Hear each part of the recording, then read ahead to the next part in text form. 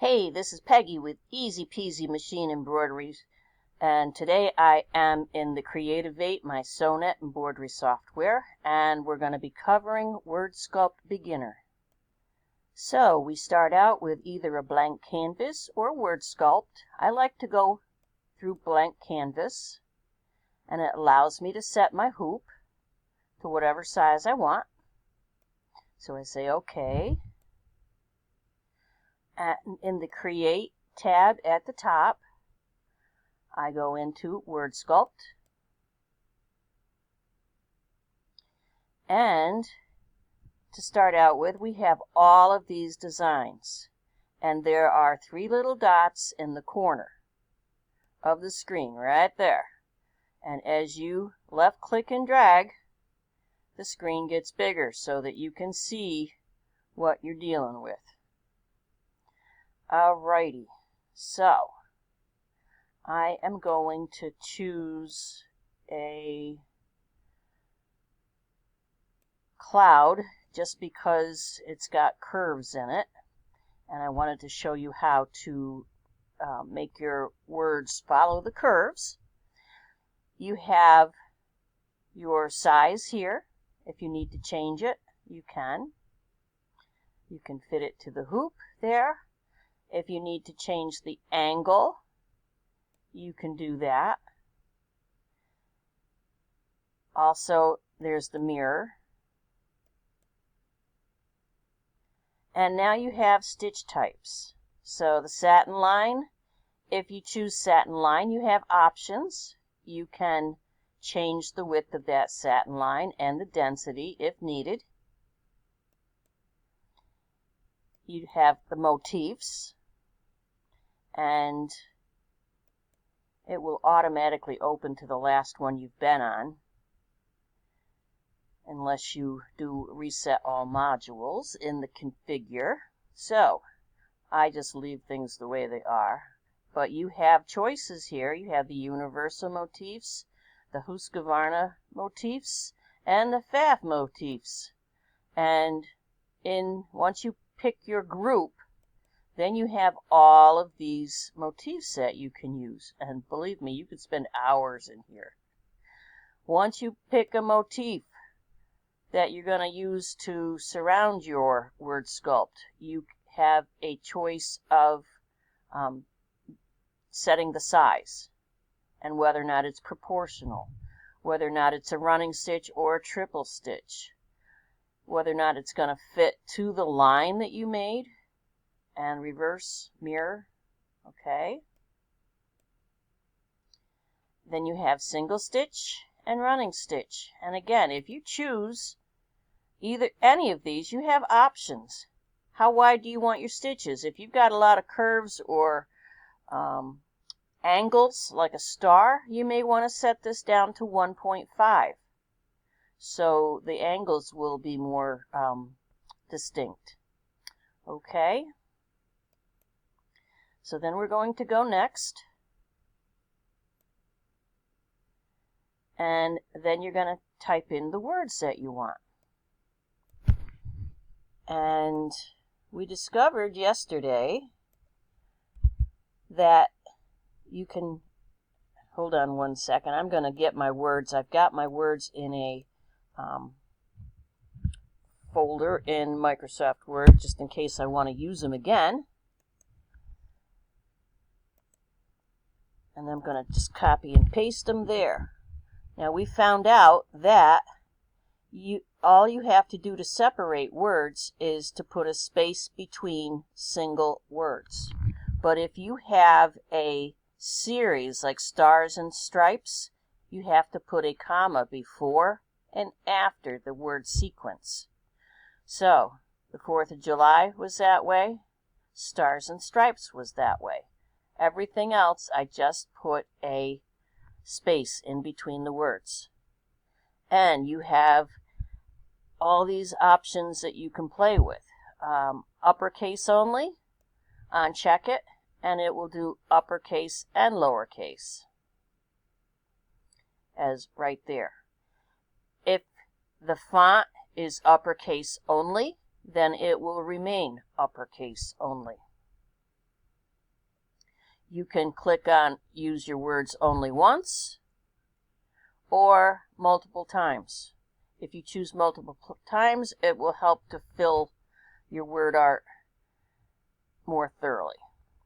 You have margins between the words. You have font size. So you can set your font size down to 10,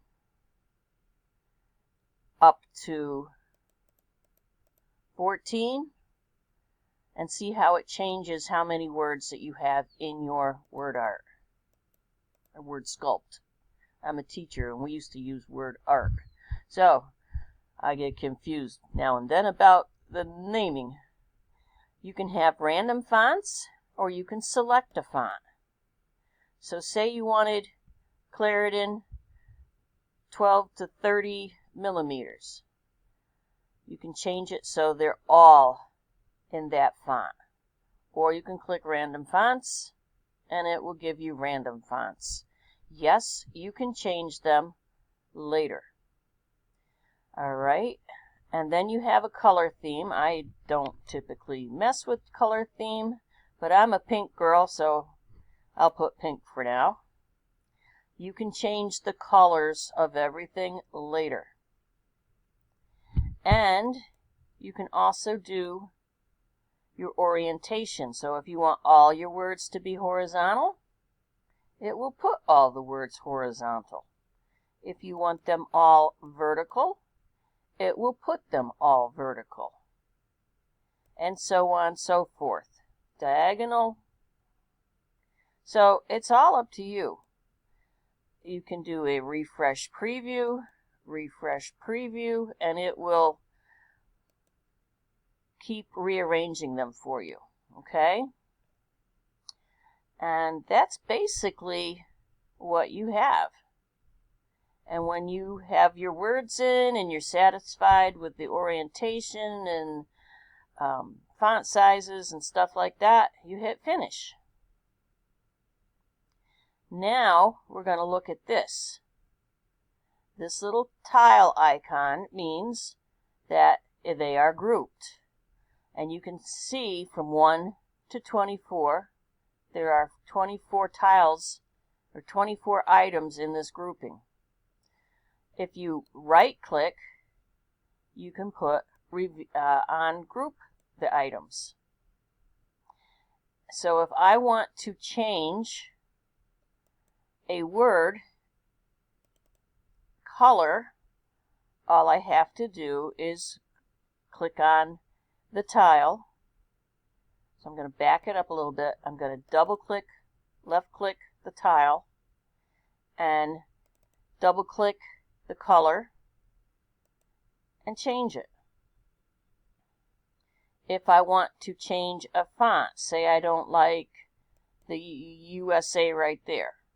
So I click on that font tile and I'm going to right click and I'm going to say edit lettering.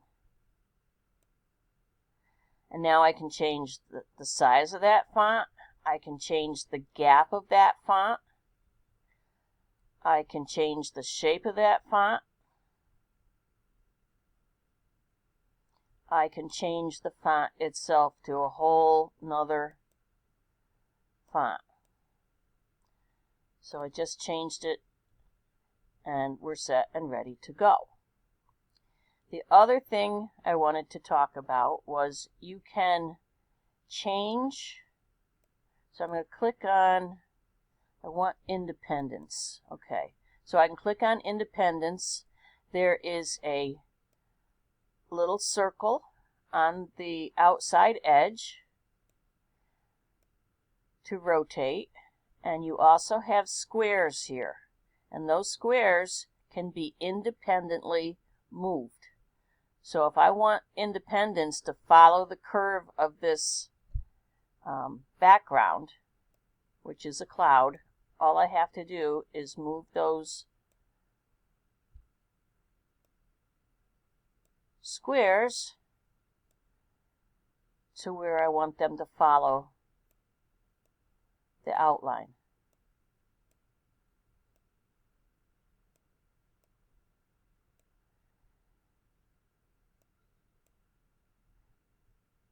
and it works both top and bottom. So if a word is too small or something, you can adjust it. Okay, so that's how that works. And once you're done, you're going to do just like you would normally do and go to Home. You can combine all. You can color sort. Once you've got everything combined, you can color sort. The other thing I want to mention here is that your machine is going to stitch them out in the order that they are in the tile. So if I want Independence, the stars and stripes, to stitch out first, it needs to be in the first tile.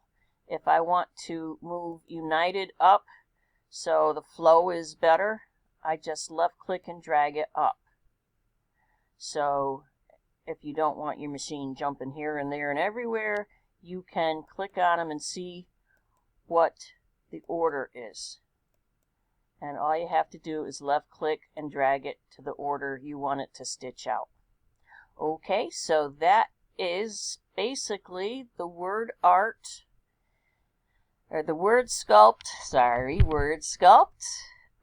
lesson for beginners. Catch you later.